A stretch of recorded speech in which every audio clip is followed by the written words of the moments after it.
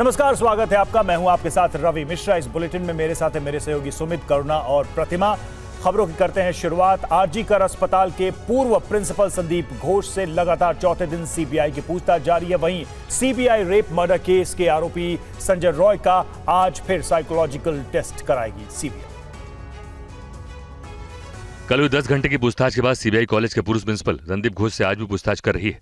आरोपी संजय रॉय का psychology test अभी खत्म नहीं हुआ है।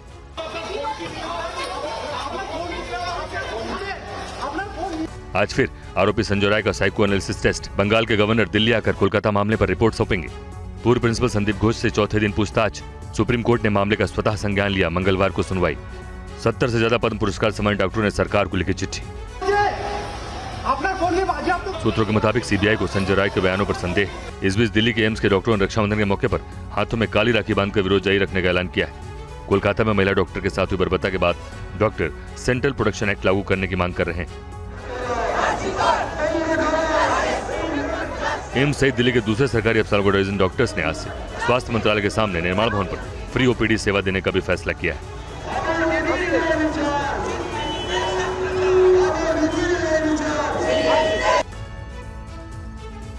और चलिए, इस बीच एक बड़ी खबर आ रही है। कोलकाता रेप मर्डर केस पर पश्चिम बंगाल के राज्यपाल सीवी आनंद बोस बोले हैं। उन्होंने कहा है कि बंगाल में महिलाएं सुरक्षित नहीं है।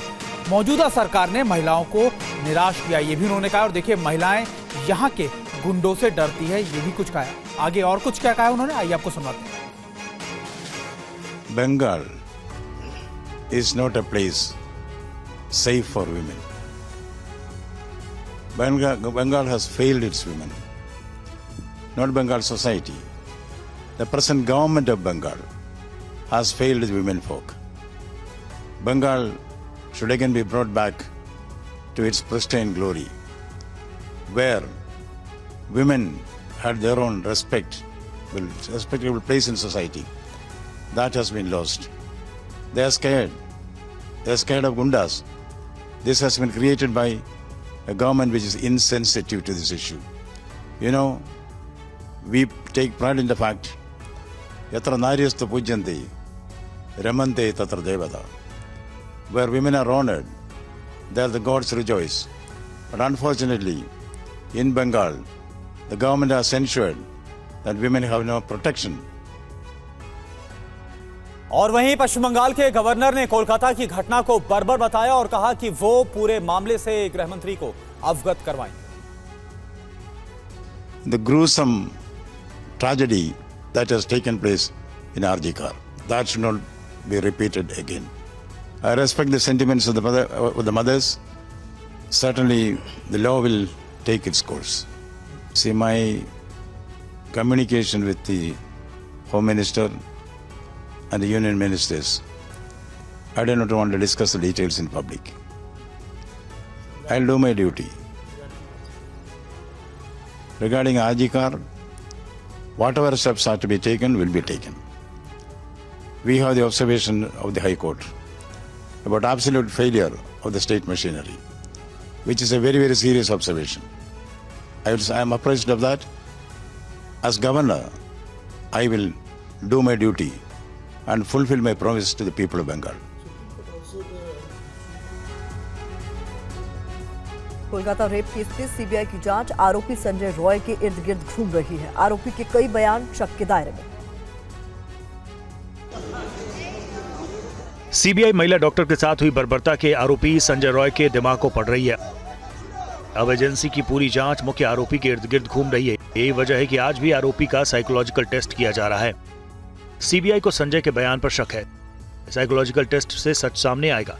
हालांकि संजय को वारदात वाले दिन भी सेमिनार हॉल में आते जाते देखा गया था, जिसका सीसीटीवी फुटेज सामने आ चुका है। लेकिन सीबीआई ये भी जानना चाहती है कि क्या इस मामले में कोई और भी है जो संजय रॉय के साथ इस भयानक गुनाह में शामिल है। सीबीआई के सामने ये सच भी है कि संजय करीब 1 महीने से लेडी डॉक्टर का पीछा कर रहा था। आरोपी संजय ने कोलकाता पुलिस के सामने अपना गुनाह कबूल किया है। लेकिन सीबीआई के पास संजय के लिए सवालों की लंबी फहरिस्त है जो उससे पूछे जा रहे हैं। सीबीआई को सबूत मिटाने के प्रयास से जुड़े पहलू पर भी गंभीर खोजबीन करनी है। कोलकाता के आरजीकर मेडिकल कॉलेज अस्पताल में हुई रेप और मर्डर के मामले में सीबीआई की जांच इन सवालों के इर्द गिर्द घूम रही है। और कोलकाता के आरजी मेडिकल कॉलेज में जूनियर डॉक्टर की हत्या के बाद देश भर के डॉक्टर्स में नाराजगी है। पद्म पुरस्कारों से सम्मानित डॉक्टर्स ने मामले को लेकर पीएम को खत लिखा है। कोलकाता के आरजी अस्पताल में महिला डॉक्टर से हुई बर्बरता ने पूरे देश को हिला दिया है। अब पद्म पुरस्कार से सम्मानित देश के 70 से ज्यादा डॉक्टर्स ने पीएम मोदी को पत्र लिखकर स्वास्थ्य कर्मियों और डॉक्टरों की सुरक्षा के लिए अलग कानून बनाने की मांग की और सुझाव दिया है कि स्वास्थ्य कर्मियों के खिलाफ मौखिक या शारीरिक हिंसा करने वालों के खिलाफ कठोर से कठोर कार्रवाई की जाए, इसके लिए अध्यादेश लाया जाए। पत्र में पद्म पुरस्कार विजेताओं ने चिंताजनक स्थिति से निपटने के लिए प्रधानमंत्री मोदी से तत्काल और व्यक्तिगत रूप से दखल देने की मांग की। We request the Prime Minister to bring a law to protect the healthcare workers, and a decisive action should be taken so that such kind of incidences do not happen in future. चिट्ठी लिखने वाले डॉक्टरों में ICMR के पूर्व महानिदेशक doctor Balram Bhargava, AIIMS Delhi के निदेशक डॉक्टर रणदीप गुलेरिया और institute of liver and biliary sciences के निदेशक डॉक्टर एस.के. सरीन सहित कई मशहूर डॉक्टर शामिल हैं। और वहीं दिल्ली के डॉक्टरों ने आज से विरोध का नया तरीका शुरू किया है। स्वास्थ्य विभाग के सामने ही डॉक्टरों ने ओपीडी चला रखी है। देखिए हमारे संवाददाता शालिनी की रिपोर्ट। एक तरफ स्वास्थ्य मंत्रालय है, दूसरी तरफ डॉक्टर्स जो हैं दिल्ली के वो अस्पताल लगा रहे हैं। तो आज सड़क पर अस्पताल की तस्वीर आप देखेंगे। विरोध स्वरूप आज भले ही अस्पताल में ओपीडी न लग रही हो, इलेक्टिव ओटीज न चल रही हो, लेकिन आज यहाँ पर निर्माण भवन के बाहर डॉक्टर्स ओपीडी यहाँ पर इनकी लगेगी, यहीं पर अस्पताल चलेगा आज। तो जो डॉक्टर्स हैं, रेजिडेंट डॉक्टर्स, वो पहुँचे हैं यहाँ पर। इसमें तमाम अस्पतालों के रेजिडेंट डॉक्टर्स शामिल हैं। इसमें अगर मैं बात करूँ तो दिल्ली एम्स है, सफदरजंग हॉस्पिटल है, आरएमएल है, मौलाना आज़ाद है, तमाम हॉस्पिटल्स के जो रेजिडेंट डॉक्टर्स हैं वो इसमें शामिल हैं। उसके अलावा अगर मैं बात करूं तो एम्स और दिल्ली मेडिकल एसोसिएशन और इंडियन मेडिकल एसोसिएशन जो है वो भी इनके साथ इस प्रोटेस्ट में शामिल होगा। तो देखिए पहुंच चुके हैं लोग यहाँ पर, जो रेजिडेंट डॉक्टर्स हैं वो यहाँ पर आए हुए हैं और हम यहाँ से बात करेंगे। और बता दें, हम 36 एम्स की जो 36 ओपीडी हैं उसकी जो सुपर स्पेशलिटी की सुविधाएं भी यहाँ पर देंगे।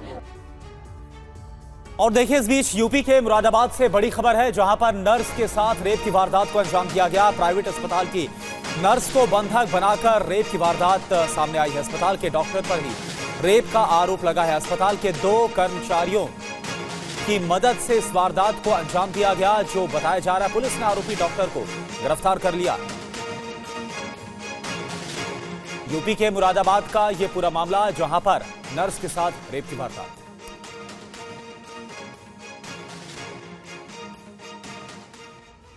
मुरादाबाद के एबीएम हॉस्पिटल में एक नर्स को बंधक बनाया गया, उसके साथ दुष्कर्म किया गया और इस घिनौने अपराध में हॉस्पिटल के 2 कर्मचारियों ने भी आरोपी की मदद की।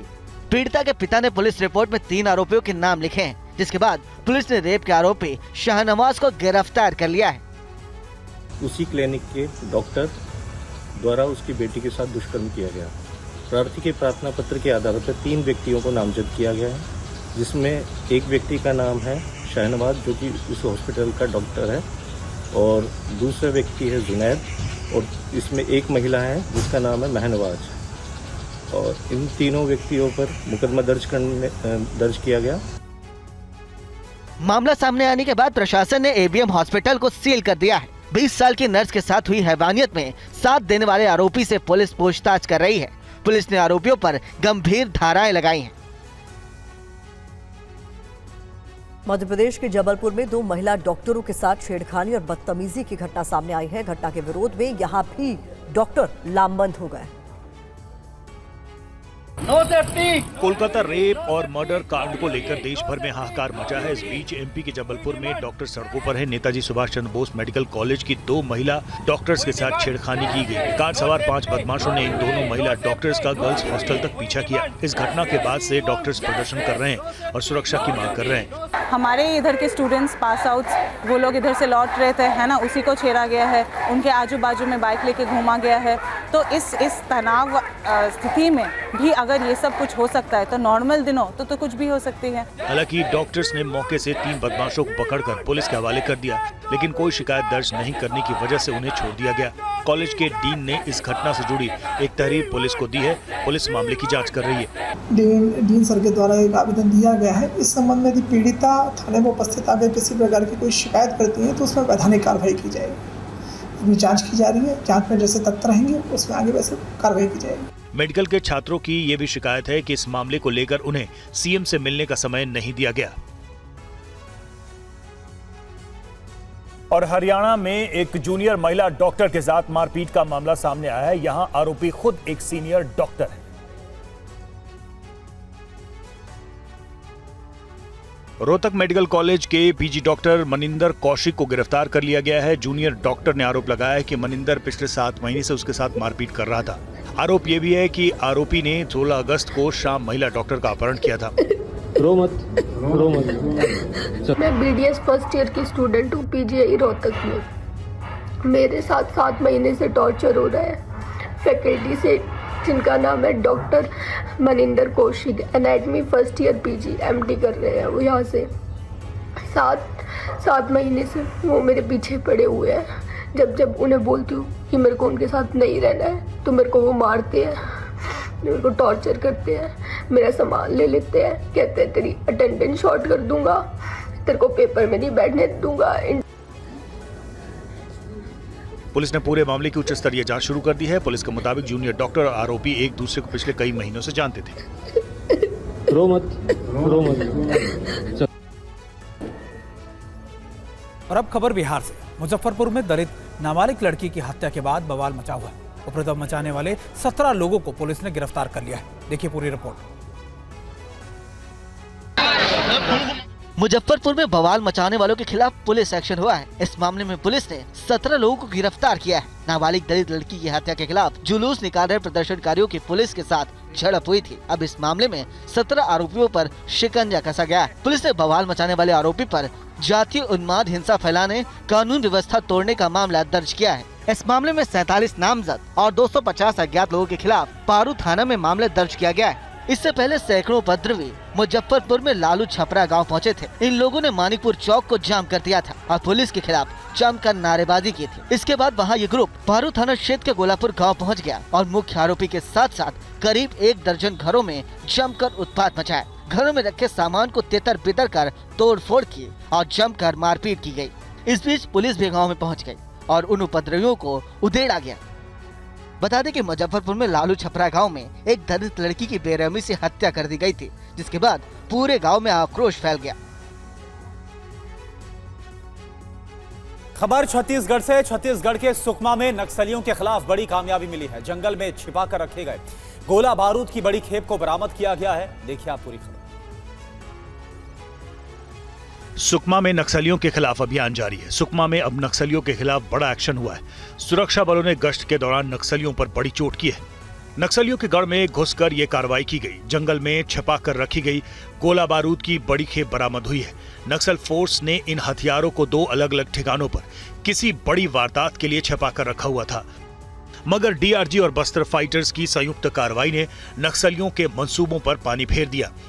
बरामद किए गए विस्फोटक में barrel grenade launcher, BGL rifle, BGL shell, gelatin की छड़, डेटोनेटर और बड़ी संख्या में खतरनाक विस्फोटक शामिल है। तो अभियान के दौरान एक जनरेटर सेट, प्रिंटर और माओवादियों की वर्दी भी जब्त की गई है।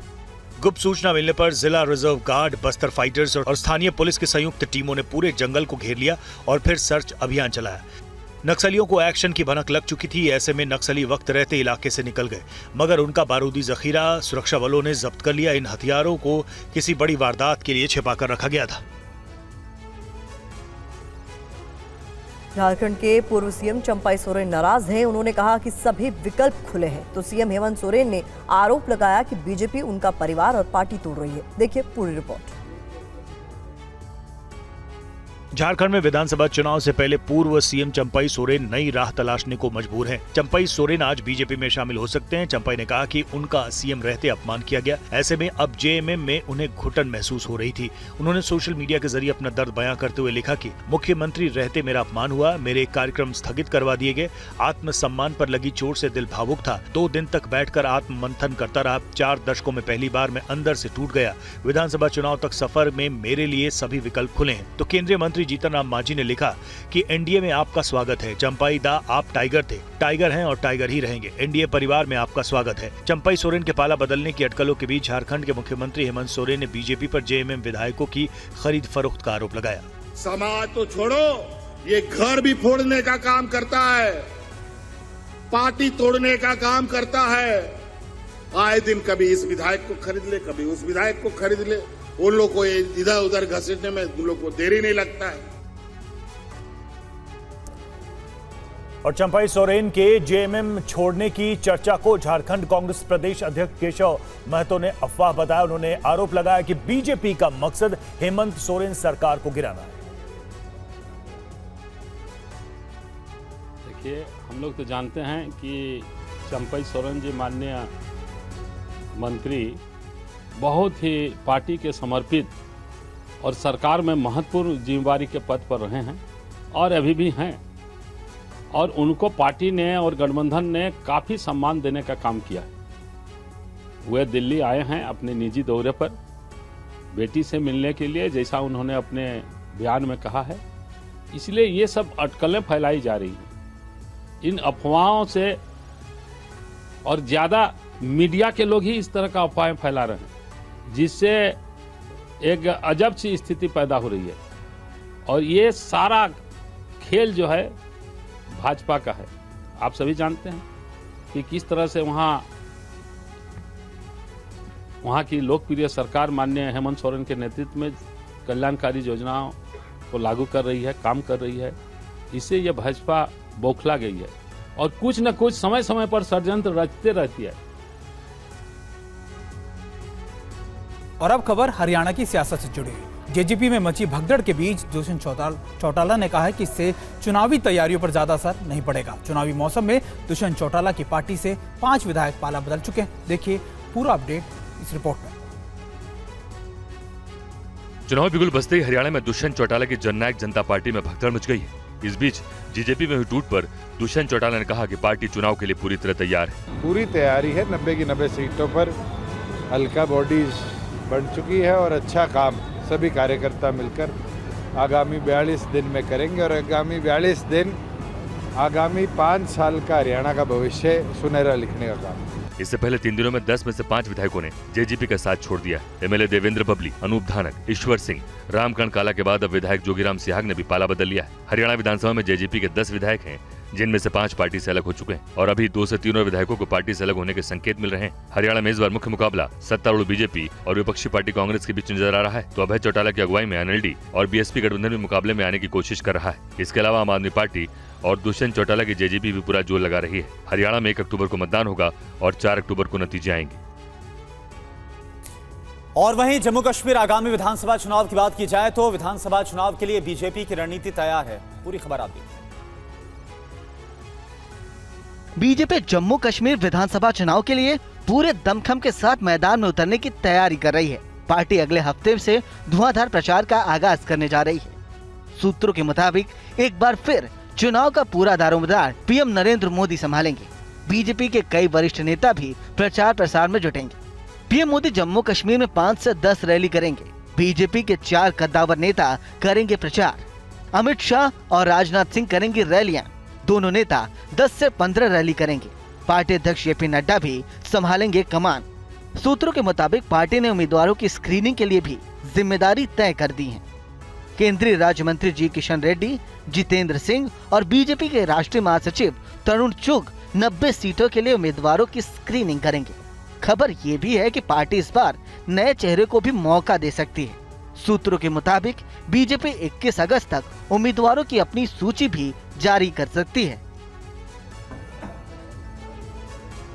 जम्मू कश्मीर के लिए बीजेपी का घोषणा पत्र तैयार हो रहा है। पार्टी ने सभी तबकों के लिए पूरा होमवर्क किया है। पूर्व डिप्टी सीएम निर्मल सिंह से पूरी डिटेल जानी। मैनिफेस्टो बहुत ही एक महत्वपूर्ण जो है डॉक्यूमेंट रहता है, जो हमारा विजन बताता है कि जम्मू कश्मीर पिछले 3 पीढ़ियों से और ख़ास तौर पर जो जहाँ 30 साल से जहाँ उग्रवाद है, जिहादी उग्रवाद है, उससे जो है बिल्कुल अफरा तफरी है, बिखर चुका है, उसको रिकन्स्ट्रक्ट करने के लिए, उसका पुनर्निर्माण करने के लिए डबल इंजन की जो सरकार है जम्मू कश्मीर में, भारतीय जनता पार्टी की सरकार और प्रधानमंत्री नरेंद्र भाई मोदी जी की सरकार, जो केंद्र की सरकार है, डबल इंजन की सरकार ही इसको जो है रिकन्स्ट्रक्ट कर सकती है। वो सारा मुख्यतः ये हमारा पैरामीटर्स रहेंगे। और दूसरा जो है, जो वंचित लोग हैं यहाँ पर, जो हमारे किसान हैं, आम लोग हैं, SC लोग हैं, शेड्यूल कास्ट लोग हैं, मतलब 70s तक यहाँ पर जो है वहाँ रिजर्वेशन नहीं थी, ठीक है। इसी प्रकार से गुज्जर बकरवाल हैं, कश्मीरी विस्थापित हैं, कश्मीर के पिछड़े इलाके हैं, वो सारे इलाके हैं जिनके ऊपर जो हम जो है इस मैनिफेस्टो में आएगा। टूरिज़्म को कैसे बढ़ाया जाए, एग्रीकल्चर को कैसे बढ़ाया जाए और यहाँ पर जॉब कैसे क्रिएट की जाए, ये सारी बातें इसमें आएंगी।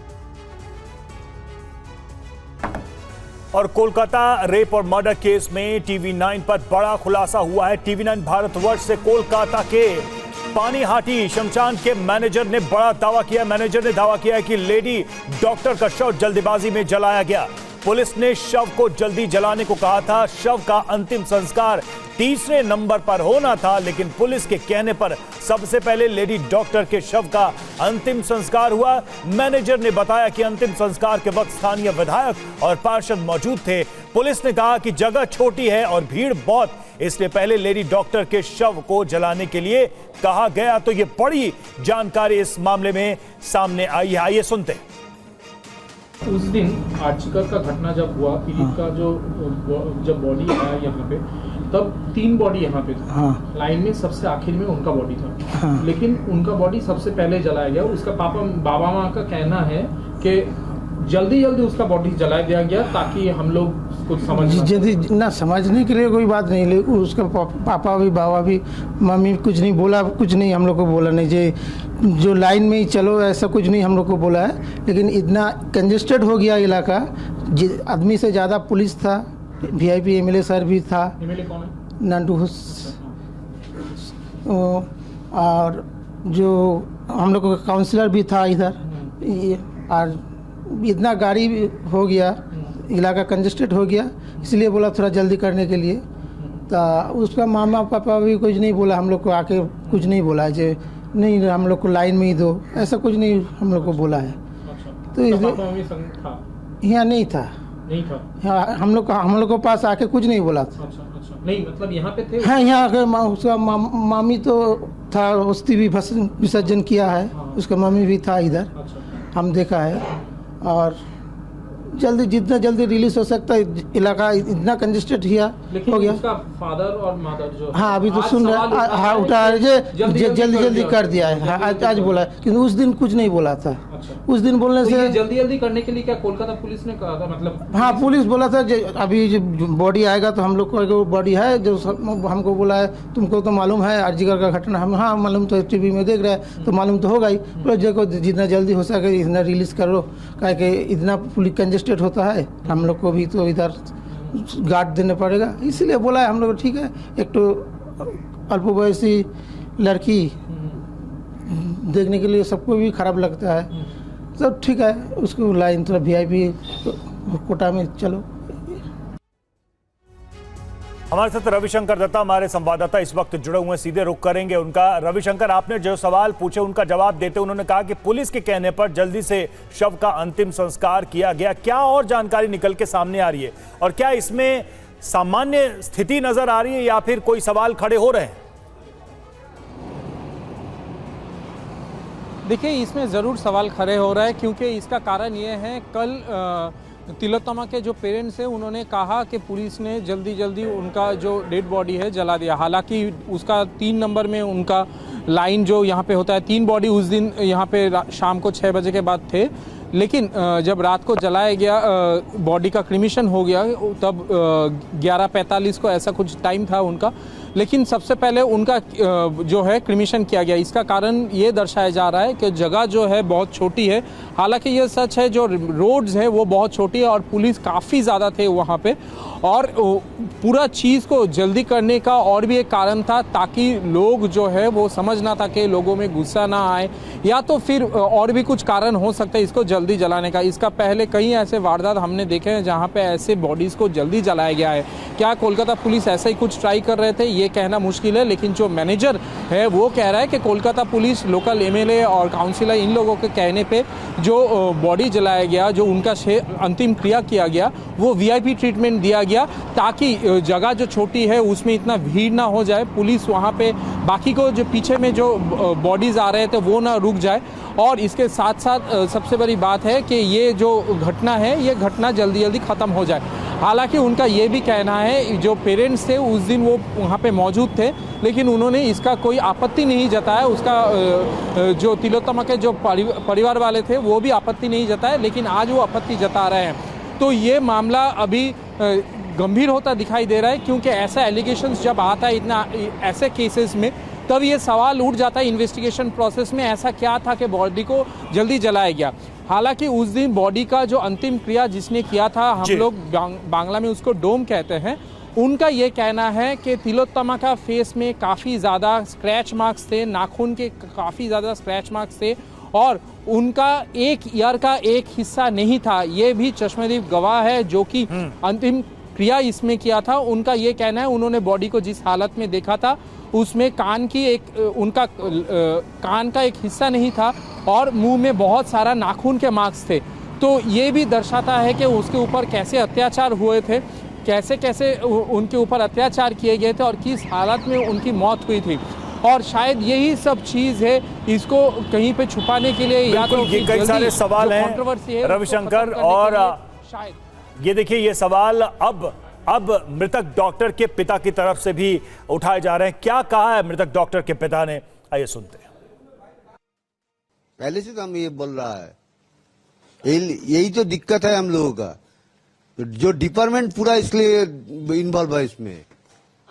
क्रिमिनेशन घाट का बारे में बोलता है, श्मशान घाट के बारे में, उधर 3 बॉडी पड़ा हुआ था, लेकिन उसका पहले ही हमारा लड़की का बॉडी जला दिया गया।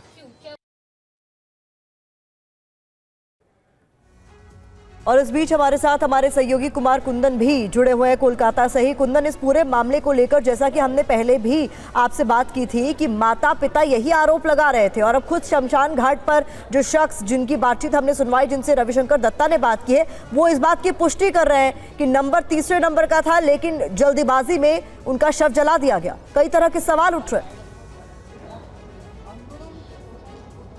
देखिए, प्रशासन की इसके पीछे दलील है, जो हमारी भी कुछ प्रशासनिक अधिकारियों से बात हुई थी प्रतिमा, उनका कहना था कि हम चाहते थे कि उनको बहुत ज़्यादा परेशानी ना हो, इसलिए हमने एक तरीके से प्रोटोकॉल लगा के और पहले उनका क्रिमेशन कर दिया। ये प्रशासन की दलील है ताकि उनके परिवार को कठिनाई ना हो। लेकिन चूंकि अब सारा मामला संदेहास्पद हो गया है, इसलिए परिवार को ऐसा लगता है कि जल्द से जल्द उनकी बॉडी को क्रिमेट किया गया ताकि एक तरीके से एविडेंस को ख़त्म किया जा सके। इन सब के बीच प्रतिमा 2 अपडेट है मैं आपको बताना चाहूँगा। इस वक्त मैं सीबीआई दफ्तर पे हूँ।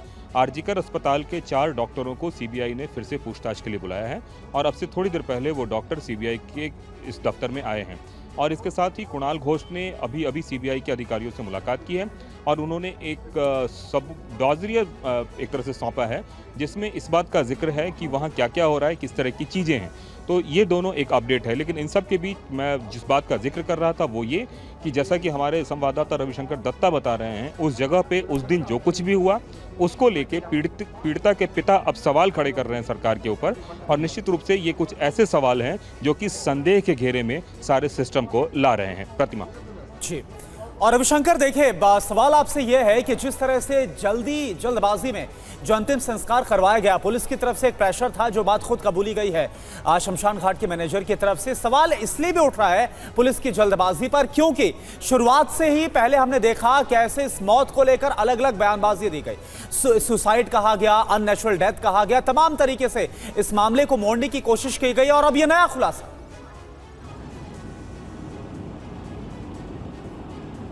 जी बिल्कुल, देखिए ये मामले में सबसे बड़ा प्रॉब्लम है कि यहाँ पे धर्म की बात आ जाता है, क्योंकि आज यही जो तिलोत्तमा है इनका धर्म कोई और होता है, या तो फिर इनको दफनाया जाता। तो रविशंकर, आपको रोक रहा हूं क्योंकि एक और बड़ी खबर है, ये बताना जरूरी है। शमशान घाट के कर्मचारी राजकुमार का TV9 पर बड़ा दावा, शव के कान का हिस्सा गायब था। ये कर्मचारी की तरफ से कहा गया है। मृतका के सिर पर चोट के निशान थे, सिर पर नाखूनों के जख्म के निशान थे, ये कर्मचारी ने बताया है। सुन लेते हैं। उस दिन क्या देखा था आपने? देखा, बहन आया, उसको टॉर्चर किया, मुझे बोला कान है, तो पोस्टमार्टम जो होता है पूरा लपेट के सबक पर गए, कान है, देख रहा है, ब्राह्मण को बोला, और ब्राह्मण छोटा टाइप वो नहीं, हम गया नहीं, कान ही नहीं, कान नहीं थी लड़की की? नहीं। अच्छा, और बॉडी में बहुत सारे इंजरी मार्क्स था? इस तरह बहुत सारे इंजरी मार्क्स था। कहाँ कहाँ इंजरी मार्क्स था आपने देखा? पूरा पोस्टमार्टम जो होता है तो पूरा तो ढक्कन खाली देखा, कान खुला था और कान नहीं है, और नाखून का था, बहुत सारा नाखून का था। हाँ। अच्छा, और बाकी बॉडी देखने को आपको नहीं मिला था ना? वो नहीं, पोस्टमार्टम बॉडी नहीं है। और रविशंकर, आपने खुद बात की है, क्या इसमें खुलासा होता हुआ नजर आ रहा है? क्योंकि सवाल ये उठता है कि जो बातें पुलिस की तरफ से सामने रखनी चाहिए थी, जो खुलासा होना चाहिए था, वो बातें शमशान घाट के कर्मचारी बता रहे हैं कि आखिर कितनी बर्बरता हुई थी महिला डॉक्टर के साथ। देखिए, ये जो व्यक्ति है जिसका मैंने बाइट लिया है, जिनके साथ हमने बातचीत किया है, ये डोम है। मतलब उस दिन रात को जो अंतिम क्रिया हुई तिलोत्तमा की, जो अंतिम क्रिया जिन्होंने किया था शमशान के तरफ से, यही वो बंदा है। इनका ऑफ द कैमरा कहना है, लड़की का कान में एक बाली थी जो कि सोने का था। जिस दिन ये हत्या हुई उस दिन वो बाली किसी ने इतना जोर खींचा था कि कान के हिस्सा निकल के आ गया था, और वो बाली भी किसी ने ले लिया है, ऐसा उसका कहना है। लेकिन ये कैमरा के सामने वो नहीं कह सक रहा है, क्योंकि वो वारदात जब हुआ था इसने देखा नहीं था। लेकिन ऑन रिकॉर्ड उन्होंने जो कहा है कि कान के हिस्सा, निचला वाला हिस्सा वहाँ पे नहीं था। इसका मतलब ये होता है कि उन्होंने जो देखा उन्होंने कहा, लेकिन कैसे हो सकता है उसका एक एक्सप्लेनेशन उन्होंने दिया है, जो कि ऑफ द रिकॉर्ड है। हालांकि ये कितना सच है कितना झूठ है ये कहना तो मुश्किल है, लेकिन तिलोत्तमा के साथ बहुत गलत कुछ हुआ था उस दिन, बहुत उनको मारा गया था, टॉर्चर किया गया था। ये अलग अलग जगह से अलग अलग बयान से साफ हो रहा है। और जो अंतिम क्रिया उनका किया था वो भी यही कह रहा है कि सर में चोट थे, सारा मुंह पे नाखून का दाग था, कान का हिस्सा नहीं था उनके। तो इसमें साफ होता है बर्बरता उनके साथ हुई थी। तो जिसका जिक्र इसका आगे मैं कह रहा था कि अगर ये बॉडी और कोई धर्म के होते तो फिर से उनको वहां से निकाल के कई तरह की बातें निकल के आ रही है, हर रोज हर दिन नए तथ्य सामने आ रहे हैं। हम लौटेंगे आपके पास। और देखिए, इस बीच देश भर में डॉक्टर्स की हड़ताल जारी है। दिल्ली में डॉक्टरों ने खुले में ओपीडी लगाई। कोलकाता रेप मर्डर के विरोध में ये हड़ताल चल रही है। दो संवाददाता हमारे इस वक्त दिल्ली से जुड़े हुए, रजनीश है हमारे साथ और शालिनी है हमारे साथ जुड़ी हुई। सबसे पहले रजनीश के पास चलेंगे। रजनीश, किस तरह से ये प्रोटेस्ट किया जा रहा है? क्योंकि अब देखिए मामला सड़कों तक आ गया है और अब खुले में ओपीडी लगाकर अपना विरोध जताया जा रहा है डॉक्टर्स की तरफ से। बिल्कुल, देखिए सबसे पहले तो आपको तस्वीर दिखा दें। ये निर्माण भवन बिल्कुल सामने है, जहां पर देश के स्वास्थ्य मंत्रालय का दफ्तर है। देश के स्वास्थ्य मंत्री इस दफ्तर में बैठते हैं और बिल्कुल उसके सामने यहाँ पर देश के बड़े संस्थानों के डॉक्टर्स धरने पर बैठे हुए हैं, प्रोटेस्ट कर रहे हैं। और लगातार इनकी मांग है कि जो केंद्रीय संरक्षण कानून, सेंट्रल प्रोटेक्शन एक्ट जब तक नहीं बनाया जाता है तब तक ये इसी तरह का प्रदर्शन करते रहेंगे। तो बहुत सांकेतिक है, ये जगह भी बहुत सिंबॉलिक है, क्योंकि स्वास्थ्य मंत्रालय के ठीक बगल वाली सड़क पे यहाँ प्रोटेस्ट चल रहा है और बार बार ये स्वास्थ्य मंत्रालय के अधिकारियों से मिलते हैं, स्वास्थ्य मंत्री से मिलते हैं, आश्वासन जरूर मिलता है लेकिन कोई कंक्रीट सॉल्यूशन अभी तक सामने नहीं आया है और इसी वजह से ये जो धरना और प्रदर्शन है वो लगातार चल रहा है। कई डॉक्टर्स हैं जो पढ़ भी रहे हैं, प्रैक्टिस भी कर रहे हैं। आप लोग सीपीए की मांग कर रहे हैं, स्वास्थ्य मंत्री से आप लोग मिले भी हैं, क्या रास्ता कुछ निकलता हुआ नजर आ रहा है? देखिए बात यह है, हर बार की तरह इस पिछले बार भी जब यहाँ पे निर्माण भवन में परसों हमने जब यहाँ पे बैठा ही किया था, उन्होंने हमने नेगोशिएशंस के लिए अंदर बुलाया है पर फिर भी उन्होंने सिर्फ उनका वादा दिया है पर कोई ऐसा कंक्रीट पेपर पे कुछ दिया नहीं है कि हम सीपीए बनाएंगे अपने। कंक्रीट कुछ भी नहीं है और यही वजह है कि आप लोगों का प्रदर्शन चल रहा है। कब तक आप लोग प्रदर्शन करते रहेंगे? न्याय की मांग आप लोग कर रहे हैं, कानून बनाने की मांग कर रहे हैं, सरकार आपसे मिल भी रही है, लेकिन आपको लगता है कि कुछ निकल पाएगा? देखिए, जब तक सरकार हमें एश्योर नहीं करेगी, जब तक सरकार हम इस कॉन्फिडेंस में नहीं लेगी कि हम सच में हम डॉक्टर्स के लिए सेफ्टी के लिए कुछ कर रहे हैं, तब तक हम यहाँ से स्ट्राइक कॉल ऑफ नहीं करने वाले हैं। लोगों की जान बचाना हमारा पेशा नहीं है, हमारा धर्म है, पर हमारी जान बचाना किसकी जिम्मेदारी है? सरकार का नारा है बेटी पढ़ाओ बेटी बचाओ, बट बेटी पढ़ाई गई पर ये सिस्टम बेटी को नहीं बचा पाया। बिल्कुल, देखिए सिस्टम बेटी को नहीं बचा पाया और सामने आप तस्वीर देखिए, बहुत बड़ी तादाद में डॉक्टर्स हैं, स्टूडेंट्स हैं, मेडिकल की पढ़ाई करने वाले ज़्यादातर प्रैक्टिशनर हैं और ये सब यहाँ पर जमा हुए हैं। भीतर सांकेतिक ओपीडी भी लगाया गया है। हालांकि पेशेंट्स को यहाँ पर देखा जाना बहुत फिजिबल नहीं है, लेकिन सांकेतिक तौर पर ये विरोध है और लंबे समय से ये विरोध चल रहा है। आगे भी ये विरोध चलेगा जब तक इनकी मांग नहीं मानी। बिल्कुल रजनीश, और हम देख रहे हैं कि इस घटना के बाद से ही दिल्ली में भी जो डॉक्टर्स हैं उनमें काफी नाराजगी है, गुस्सा है। और इस बीच एक तस्वीर हम कोलकाता की भी आपको दिखा रहे थे, वहां पर किस तरह से जो वकीलों की तरफ से मार्च है वो भी निकाला जा रहा है। शालिनी का रुख करते, शालिनी इस वक्त आप कहां पर हैं और वहां पर डॉक्टर्स की तरफ से क्या कहा जा रहा है, क्या हो रहा है वहां पर? बिल्कुल करुणा, मैं यहीं पर हूँ डॉक्टर्स के बीच में। रेजिडेंट डॉक्टर्स जो प्रोटेस्ट कर रहे हैं, इनका कहना है कि हम 36 ओपीडी की सेवाएं यहाँ पर देने के लिए तैयार बैठे हैं और पेशेंट का इंतजार कर रहे हैं। पेशेंट हमारे पास आएगा तो हम उसका यहीं पर ट्रीटमेंट करेंगे। तो मैं आपको तस्वीर जो दिखा रही हूँ, इसमें कौन कौन से हॉस्पिटल्स के डॉक्टर्स पहुंचे, अगर मैं उसकी बात करूँ तो यहाँ पर एम्स के डॉक्टर्स हैं, सफदरजंग के डॉक्टर्स हैं, उसके अलावा आरएमएल हॉस्पिटल के डॉक्टर्स हैं। तो सभी जगहों के 36 जो है ना ओपीडी की सेवा यहाँ पर देने के लिए तैयार बैठे हैं। इनका कहना है कि पेशेंट जो भी आएगा हम सबका इलाज करेंगे और यहीं पर इलाज करेंगे। हालांकि यहाँ पर अभी फिलहाल दिल्ली पुलिस किसी को आने नहीं दे रही है, कोई भी पेशेंट अभी यहाँ पर पहुँचा नहीं है क्योंकि सब तरफ से बैरिकेडिंग कर दी गई है, इसलिए कोई भी इधर आ नहीं सकता। लेकिन डॉक्टर्स, रेजिडेंट डॉक्टर जो कह रहे हैं कि हम यहाँ पर सभी को देखेंगे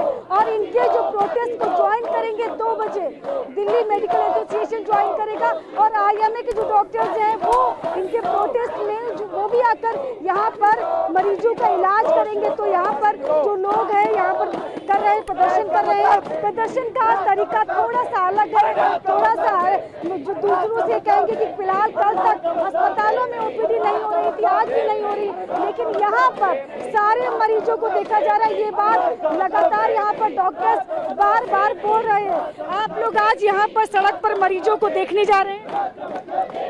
जी देखो, आप लोग यहीं पर आज मरीजों को देखेंगे, ओपीडी सेवा यहीं पर लगाएंगे?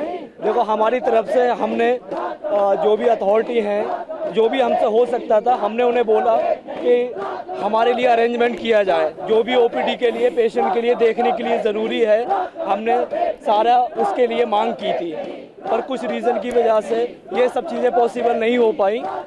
फिर भी अभी हमारे पास अगर ये चीज़ हमें मौका मिलता है तो हम इस चीज़ से पीछे नहीं हटेंगे, क्योंकि हमारा ये काम है। हम अपने फायदे के लिए ये सब नहीं कर रहे हैं। ये सब आप लोग काली पट्टी बांधकर यहाँ पहुँचे, आज रक्षाबंधन माने? देखो डॉक्टर साहब, ये हमारी मजबूरी है, ऐसा नहीं हमें मज़ा आ रहा है, ठीक है। अल्टीमेटली अगर देखा जाए ये सब जनता के लिए है। अगर डॉक्टर सेफ नहीं फील करेगा तो पेशेंट कैसे देख पाएगा? जी शालिनी। ठीक है जी, इसीलिए मुझे लगता है कि जितनी जल्द से जल्द हमारी आरडीए प्रेसिडेंट से बात हुई, जो सफदरजंग आरडीए है, उनका कहना है कि हम यहीं पर सुरक्षित महसूस तो देखिए चाहे दिल्ली हो चाहे देश के दूसरे हिस्से, इसी तरीके से डॉक्टरों का विरोध प्रदर्शन जारी है, जो अपने लिए सुरक्षा की मांग करते हुए सड़कों पर उतर आए हैं। बढ़ते आगे और अब आपको महाराष्ट्र के पुणे में बारिश से आई मुश्किलों का मंजर दिखाते हैं। कई कॉलोनीज ऐसी हैं जहां 2 से 3 फीट तक पानी भरा है, तो रेलवे स्टेशन से लेकर एयरपोर्ट तक के रूट पर भी बाढ़ जैसे हालात हैं।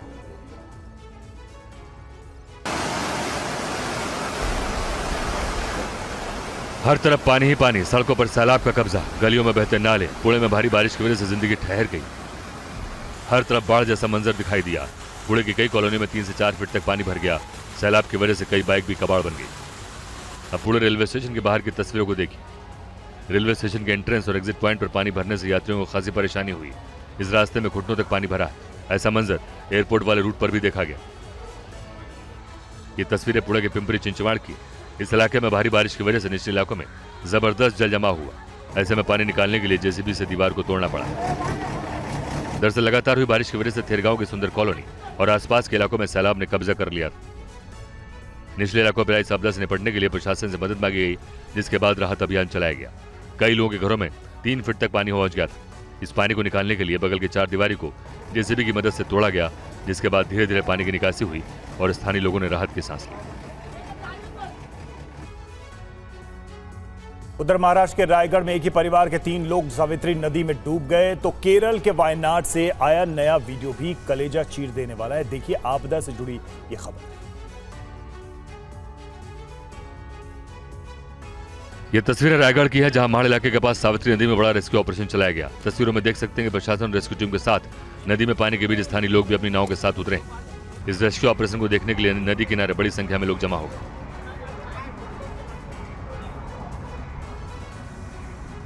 बताया जाता है कि महाड़ के गांव में दरगाह पर 3 लोग एक परिवार दर्शन के लिए आए थे, जिनमें से एक सावित्री नदी में तैरने के लिए उतरा, लेकिन जब वो डूबने लगा तो उसे बचाने के लिए बाकी दोनों भी नदी में उतरे, लेकिन वो दोनों भी पानी में डूबने लगे। स्थानीय लोगों ने उन्हें निकालने की कोशिश की, लेकिन तब तक बहुत देर हो चुकी थी।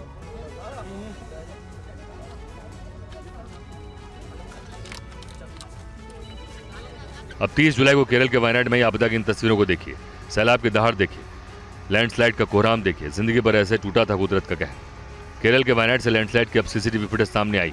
ये वीडियो उस वक्त का है जब लैंडस्लाइड हुआ था। वीडियो में भूस्खलन का खौफनाक मंजर देखा जा सकता है, जिसमें पानी और मलबा तेजी से घरों में घुसता हुआ दिख रहा है। इस हादसे में कई लोगों की मौत हुई थी और बड़े पैमाने पर नुकसान हुआ था।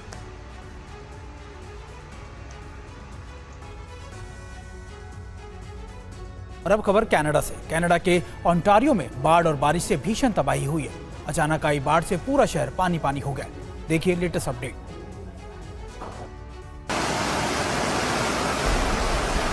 कनाडा से इन तस्वीरों को देखिए। सैलाब का प्रचंड प्रहार देखिए। बाढ़ की वजह से इन दिनों कनाडा के ओंटारियो में चारों तरफ सिर्फ और सिर्फ बर्बादी दिख रही है। कनाडा पर कुदरत का बैक टू बैक कहर टूट रहा है। बेकाबू बाढ़ से कोहराम मचा है। देखिए इन तस्वीरों को। ओंटारियो की सड़क नदी बन गई। सामान और कचरा सब इस तालाब में तैर रहा है। इस बस्ती की गलियां भी नाला बन चुकी है। कनाडा के ओंटारियो में हर तरफ बाढ़ से भीषण तबाही का मंजर है। बारिश की वजह से अचानक आगे बाढ़ से पूरा शहर पानी पानी है। सड़कों पर सैलाब ने कब्जा कर लिया है।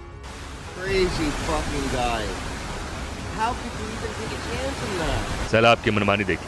बाढ़ के बाद तबाही के निशान देखी। सड़क नेटवर्क टूट रहा है। जिंदगी ठहर गई। घरों, मकानों और दुकानों के सामने सैलाब खौफ बनकर दौड़ रहा है। स्थानीय लोग घरों में दुबकने के लिए मजबूर हैं। बाढ़ से बर्बादी का ऐसा मंजर स्थानीय लोगों को डरा रहा है। स्थानीय प्रशासन अब पानी की निकासी का इंतजाम कर रहा है। बड़े पैमाने पर राहत अभियान चलाया गया है। लोगों को जरूरी सामान भी उपलब्ध कराने के इंतजाम किए गए हैं। और देखिए इस बीच खबर अमेरिका से। अमेरिका के अलाबामा में भीषण तूफान के बाद भयंकर तबाही मची है, तो साउथबरी इलाके पर भी कुदरत का कहर टूटा है। आप देखिए सुपर पावर अमेरिका पर कैसे पड़ी है कुदरत की मार।